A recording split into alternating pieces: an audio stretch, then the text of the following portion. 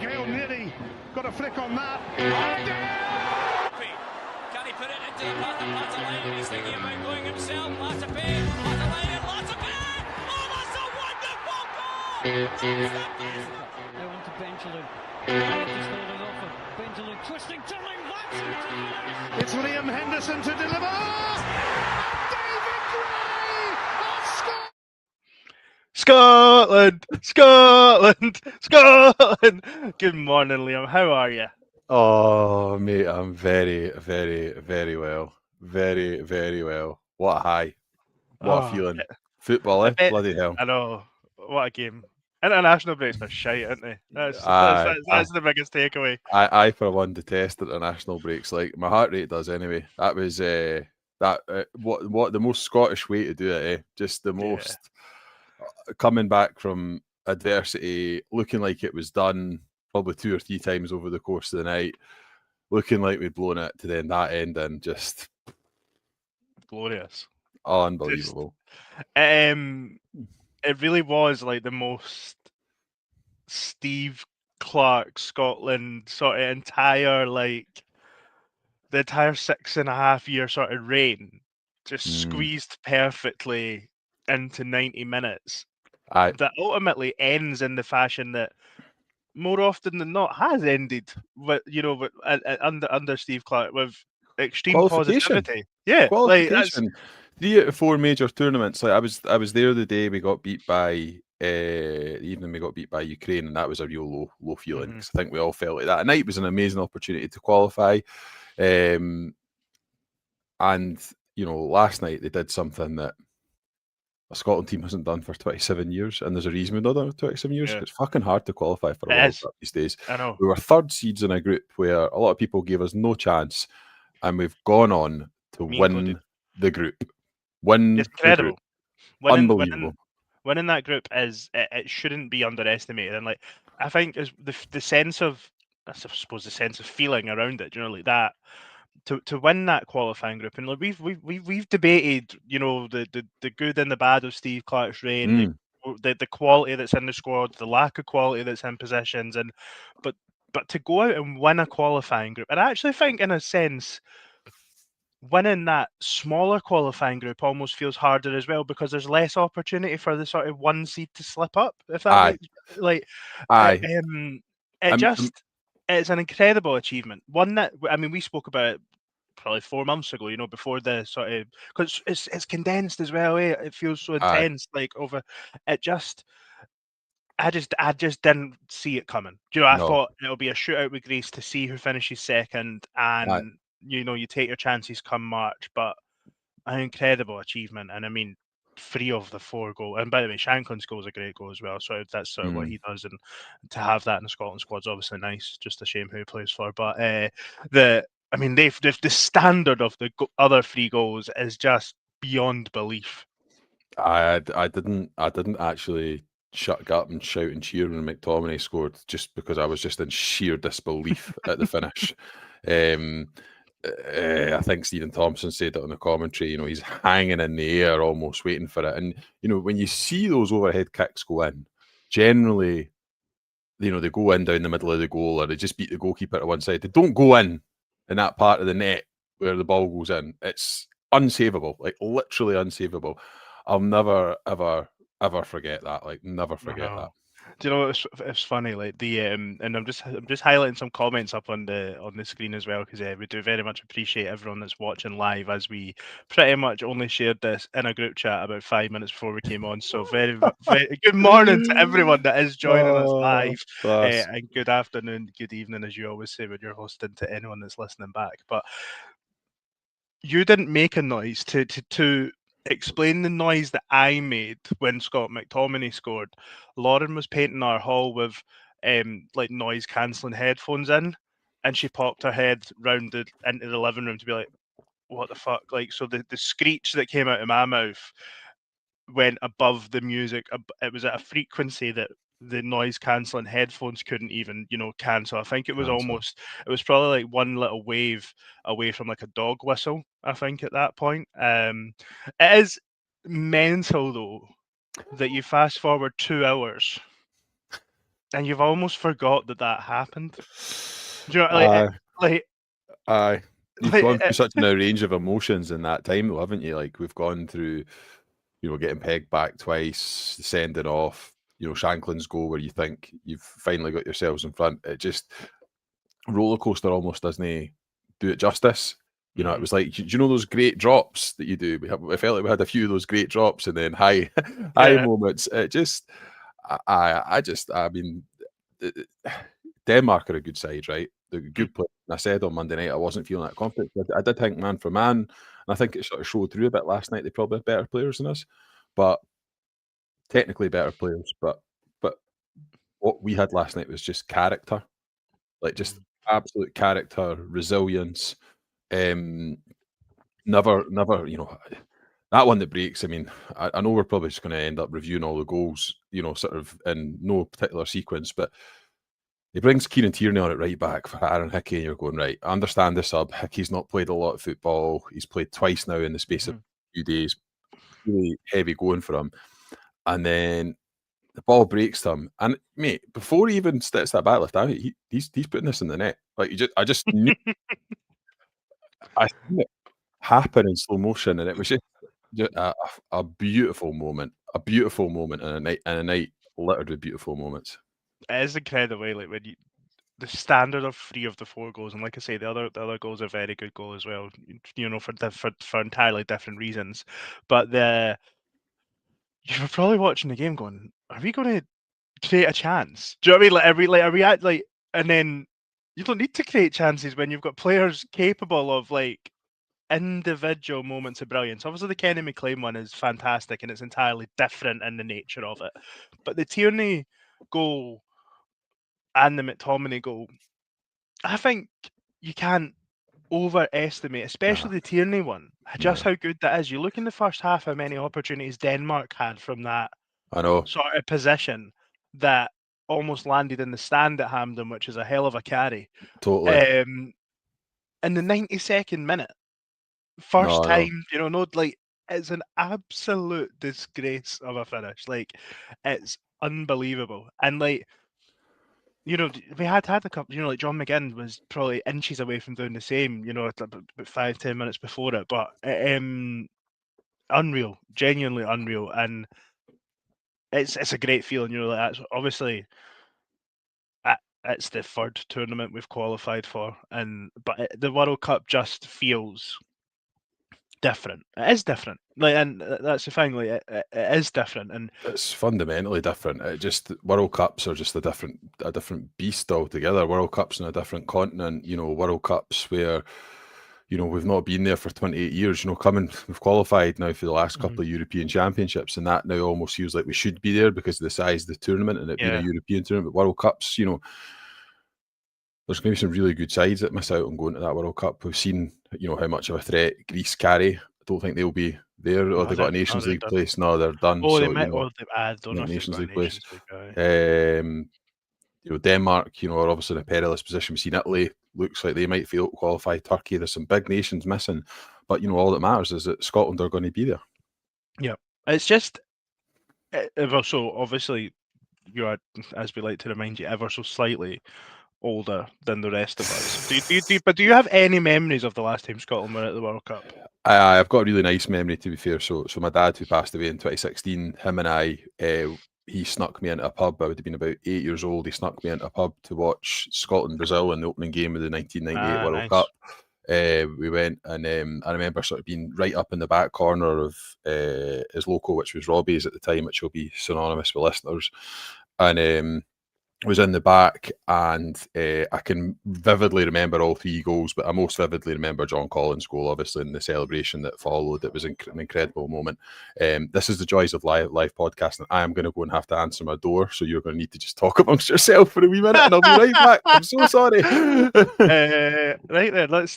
How does Ewan Wilson make Down the Slope radio? How do I make that work? Well, Liam's got some nice memories of the 1998 World Cup. I was 1 year old, so I don't have any particular memories. Let's get some let's get some chatting from the from the live chat. So Dave Graham, you were at the Scotland game in Brazil. That is some going, to be fair. Chris Black, Greece missed out in the Nations League to Poland as they were in our group. Interesting. I mean, Greece were getting all the plaudits in the world, for the way that they play football. The manager would say that they're a better side than Scotland, but ultimately they have not qualified. Craig, instead of saying you and solo riff, maybe you could have just joined us, you lazy bastard. I'm probably too busy cutting a pig's head or something. Oh, fucking hell.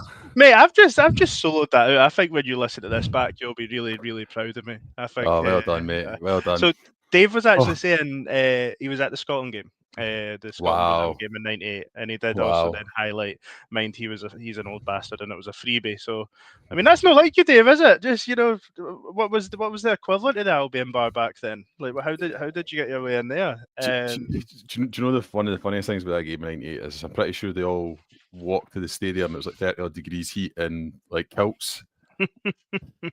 And I mean, USA, Canada, Mexico has the potential to be even hotter. So I would suggest this time around, no kilts this time, or if we're wearing them, like maybe mini skirts instead of kilts.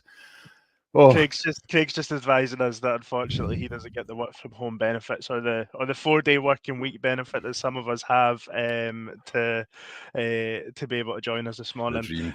Anyone in East Lothian, go and say good morning to Craig and the rest of the McCurdy clan. And I've heard there's free pies for anyone wearing a Scotland top. He did say something about anyone wearing a Scotland top today.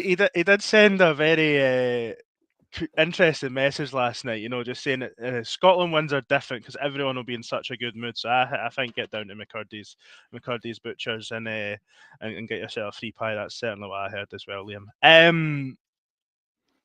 You've got a lot going on in your personal life, and is there any way at all that you're going to be able to swing a trip across the Atlantic in the summer? Do you think? I think it's a definite possibility, is what I'd say at this stage. I think a large part of it for many Scotland fans, I think will depend on where our group stage games are. I've got family in Texas. There's 2 stadiums in Texas. They happen to have family in each of the 2 cities. They've got it's a good start, isn't it? So be hopeful. Even in Mexico, I could probably get across the border without too much difficulty. I think when it gets to the west coast of the States, it maybe gets a wee bit more difficult, but certainly east coast is fairly accessible. So I'm really hopeful that I'll be there for at least one of the games, probably with family, because we'll have a 3-month-old at that point. Might be quite interesting taking the 3-month-old to the Azteca Stadium for Mexico v Scotland in an opening game of the World Cup, but I think that's what your defenders are for. I think everyone's going to try to get there. I saw an interview with a guy last night who was talking about him and his mates have bought a caravan and they're going to get over there and find a way and all this kind of stuff.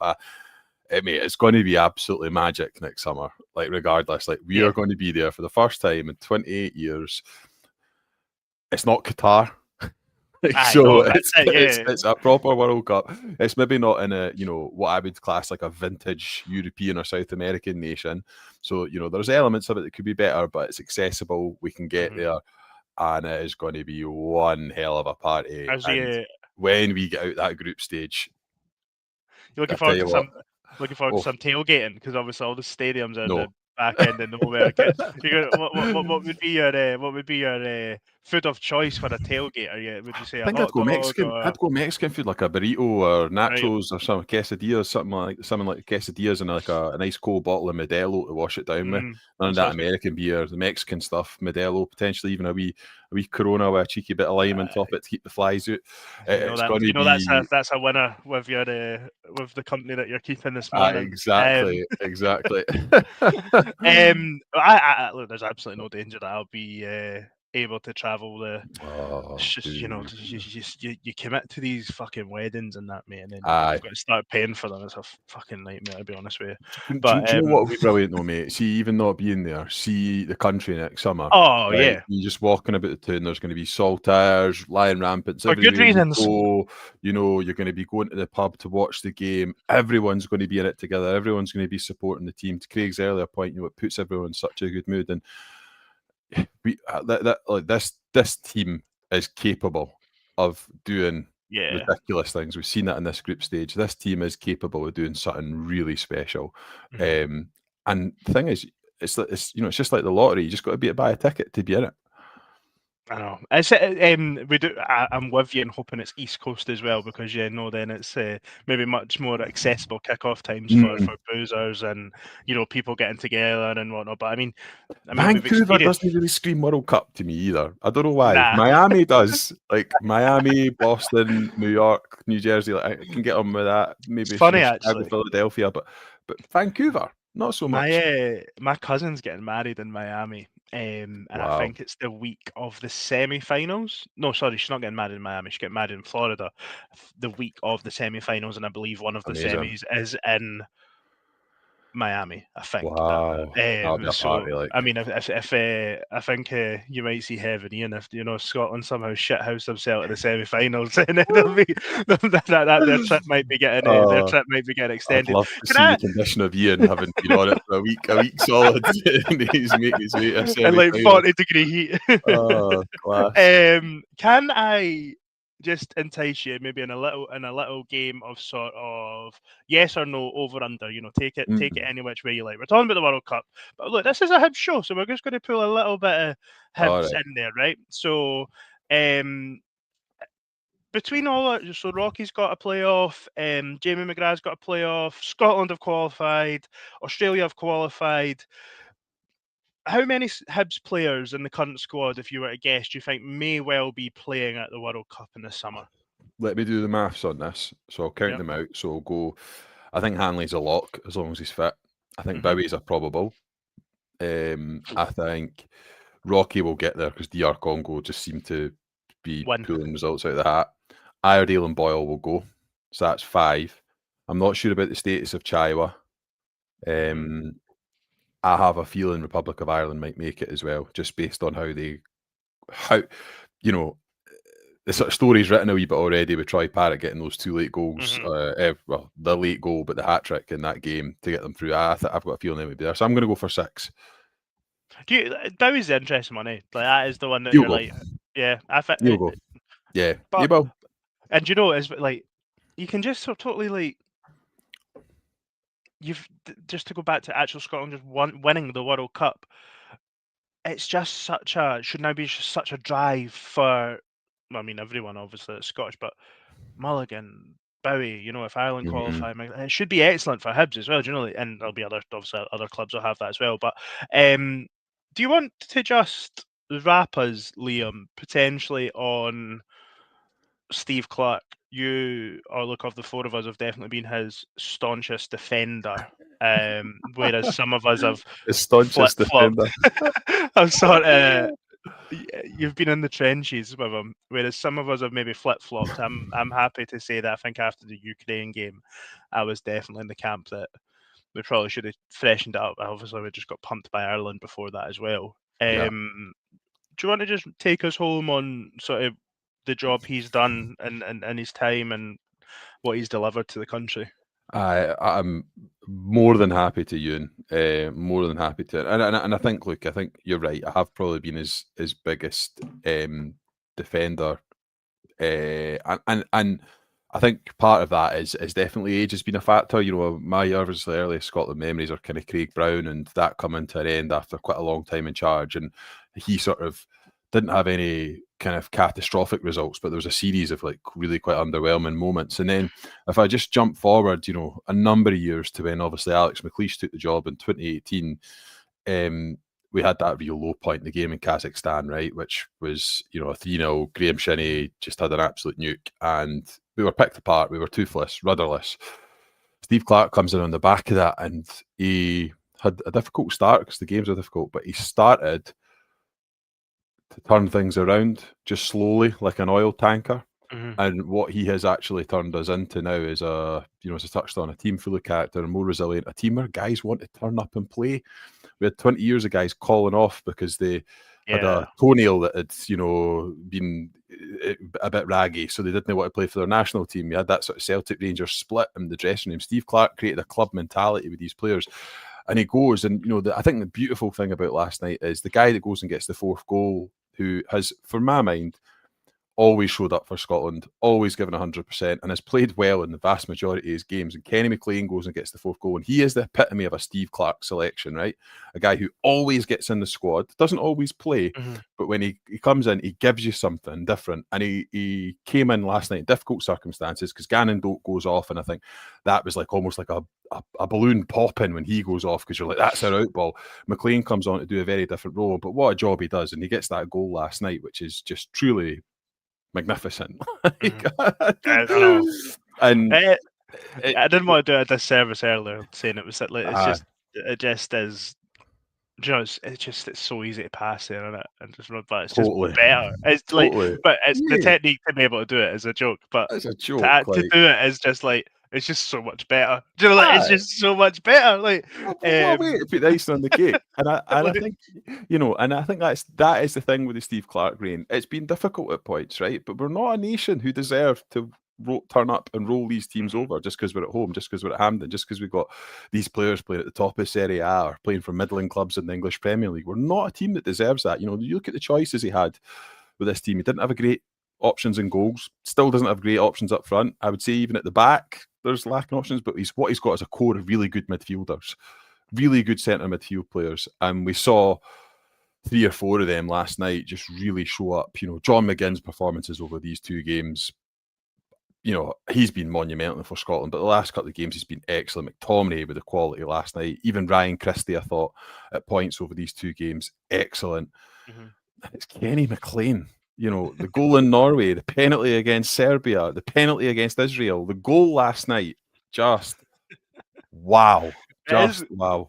It is like absolutely mental that like just it's the way international football is, but we have a Ballon d'Or nominee, Serie A MVP, playing off of a backup championship striker, and that gets the job done. Do you know what I mean? It and gets like the job done. Like, and it's just like it is just, and I find that in itself is actually testament to the manager. You know, even at centre back, mate. Sorry to cut in, but like John Souttar is meant to be starting last night. 10 minutes before the game, he pulls up, and Grant Hanley, who was not getting a game right for Birmingham City in League One last season, I think he played 6 times for Birmingham City in League One last season, was not getting a game. He's been great for Hibs, right? But the context of last season, he comes in, plays next to the guy who's just signed for Dinamo Zagreb, right, in the Croatian Super League, which is not a bad level, not to be sniffed at, but who was playing in the Canary Islands last season, I think, for Las Palmas. Yeah.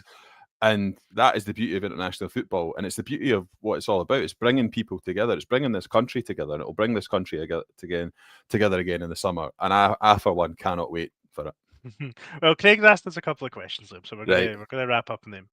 Will you now be looking forward to international breaks? Yes.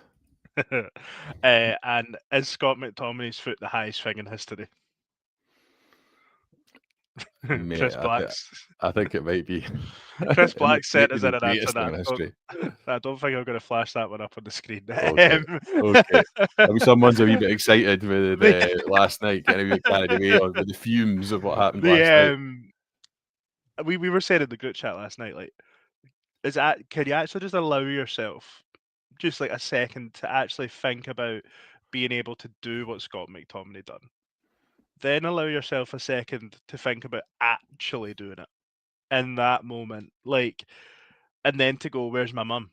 Because he wanted to like blow her a kiss while he's celebrating. Was that what he was doing? Oh, yeah, I believe I see that there's a tweet. Like, I think he runs over, Naismith is trying to yap at him, and it looks like he mouths, "Where's my mum?" and then spots her and blows her a kiss, and that's unbelievable. How good was this day? The celebration, just like the calmest man in Hampden, eh? Like everyone absolutely losing their shit. Mate, honestly, that national anthem. See, talking about noise. That national anthem last night, mate, was wow.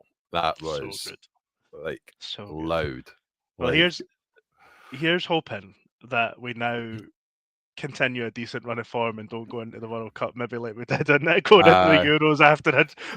Let's not play any good boy. Let's go and play fucking Gibraltar at every point we can between now and the World Cup. Gibraltar and Liechtenstein at Hampden, please. Let's just rack up 6s, 7s and just like let's just go and like fuck testing ourselves against was it Get a wee France and friendly England against back to back? Like, Curacao lined up. Curacao qualified for the World Cup. We'll play them at Hampden. Go- No, I mean, aye. unbelievable. Like, just Oh, there's mate. just, I mean, those friendlies in March now, when everyone else is in a playoff, are going to roll around pretty soon. And then, before you know it, there'll be the warm-up games for the World Cup. We've obviously got a draw to look forward to in, I think it's early December. 5th of December, yes. They're 5th of drawing December. it without an absence of obviously knowing who all the teams are that are going to be there, which will be interesting. Damon McFadden made a great point. Scotland are in it as Scotland, not as winner of playoff tie B. Like, Wow. do you know what I mean? Like, that's Aye. like, oh. Wow. Go on. I've got a question for you. Who's your absolute dream group? I was just for the about World? to ask you this. Right. Great podcasting, Leo. Great podcasting. We said we were wrapping up 5 minutes ago. Aye. Dream group. I will say Mexico. Oof, that'd be fucking difficult.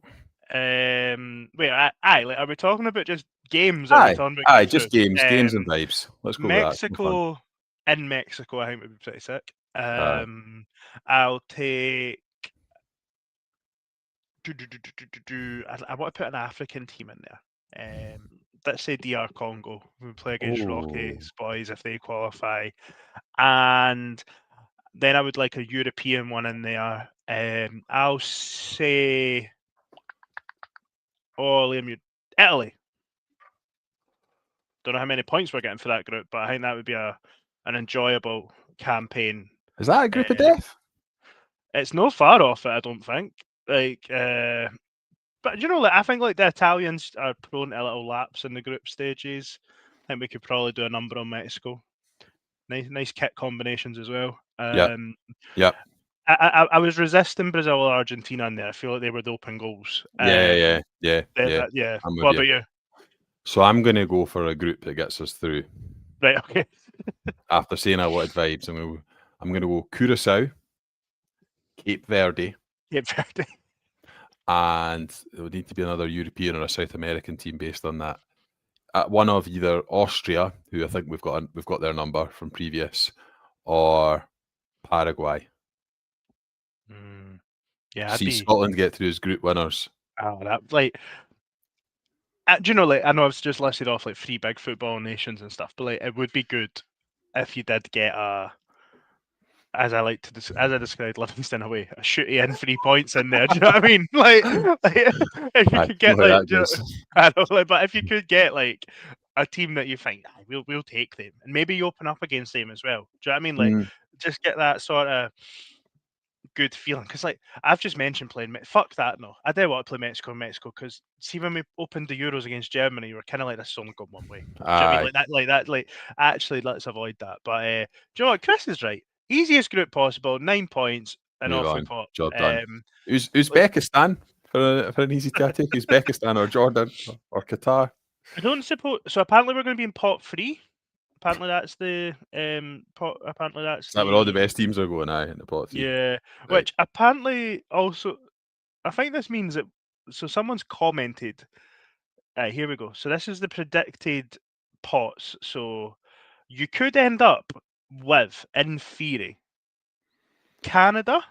I would say Canada are the weakest pot 1 team. So you've got Mexico, USA, and Canada in pot 1, along with Spain, Argentina, France, England, Brazil, Portugal, and everyone. So I would say Canada there. Pot 2, you've got Croatia, Morocco, Italy to go on a playoff, Colombia, Uruguay, Switzerland, Japan, Senegal, Iran, South Korea, and Austria. With Denmark probably in there as well. So I think Iran. Yeah, I take Iran. Probably. We would be in pot 3. And then your pot 4 teams are like Cape Verde and Curacao. I'm glad you said Curacao. Qatar, Saudi, South Africa, Jordan. There's New Zealand, Haiti. Yeah, there's opportunities there. There's opportunities there for the. And this is the thing as well. And maybe we will wrap here. Scotland have got nothing to fear. Spain won the Euros. We beat them in the qualifying campaign. Now look, playing them on a February night or whenever it was. Very unlucky over there as well, Ewan. Very unlucky over there. It's not the same beating a team in a qualifying campaign versus playing them in a tournament, but we've shown that we can do it. We've shown that we can compete. 4 points maybe gets you through. 6 probably definitely does. 4 maybe. 5 probably definitely does. It's not like the Yeah. Euros, where if you've got a sort of fallback, I don't think, in terms of, a third team getting through or anything. But there's absolutely nothing to say that Scotland can't go and qualify out of the group stages, really, regardless of anyone that we play. That's the truth of it. We're going into a group of 4 as the third seeds. Well, we just went into a group of 4 as the third seeds and won it to get We there. did. We So did. let's just run it back. Yeah. What Oh, what a night. I think that'll do us, buddy. Half an hour ranting and raving. A minute and a half, 2 minutes there of poor radio. I hope whoever rung your door was worth it. Can I just say Scott McTominay's goal is the greatest goal that's ever existed? I would say it's Certainly in the top one. Can we put an asterisk on like national team goals? Okay, that's fine. No, that's Scott McTominay's goal is the best goal ever scored at that end of Hampden, and then we know about the other one at the other end. Aye. There we go. Perfect. And you've got one and one. Yeah. Cheers, everyone, for joining us. Cheers. Let's say much appreciated for listening live. Hope you all enjoy this listening back. DTS will be out again on Thursday night. You are going to be sick of the sight of us by the end of this week. Cheers. Cheers.